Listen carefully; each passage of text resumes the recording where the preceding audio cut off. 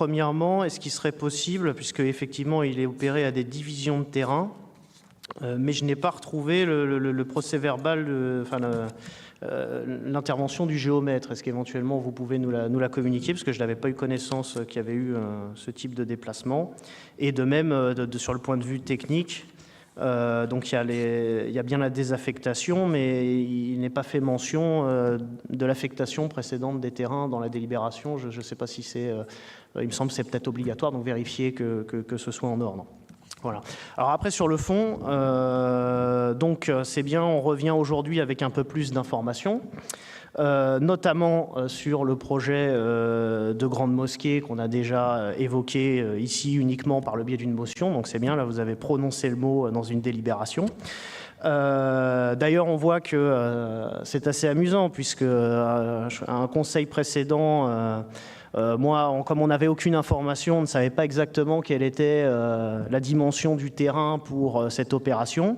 Donc moi, je m'étais basé sur le dépôt à l'urbanisme de 3 hectares. Vous souteniez Mordicus que c'était 1 hectare. Bon, là, on constate ce soir, on est à peu près à 2 hectares. Donc c'était entre les deux, la vérité. Donc, par contre, sur le permis de construire qu'on a consulté, on a vu un certain nombre de choses. Et donc, je vous pose, par exemple, une question. Vous nous avez donné des éléments sur ce que vous souhaitiez faire. Donc, a priori, l'équipement prévu aurait une capacité d'accueil totale, donc activité culte plus annexe, qui se situe autour de 2500 personnes. Voilà. Donc, et là, donc, vous venez nous dire, c'est bien, on augmente le parking. Maintenant, on a 158 places. Bon, donc faites le calcul rapide, je pense que c'est quand même un peu sous-dimensionné par rapport à la capacité d'accueil de l'équipement. Peut-être allez-vous nous apporter quelques éléments sur ce point. Alors, est-ce que vous êtes en train de nous dire que du coup, on a fait quelque chose avec une capacité d'accueil de 2500 personnes, par contre, du coup, il n'y aura que 158 x4, donc en fait que 600 personnes, ça n'a aucun sens. Voilà, excusez-moi. Bon, bref. Donc je continue, puisque de toute manière, vous êtes mal à l'aise sur ce sujet.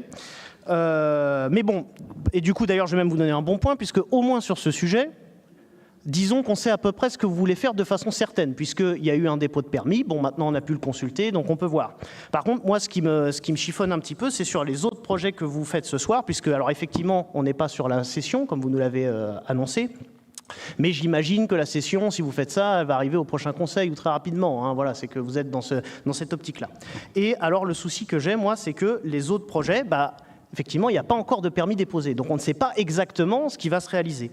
Avant, vous aviez un projet qui devait être porté par un aménageur dont vous nous avez expliqué qu'il n'est plus là puisqu'il a fait faillite.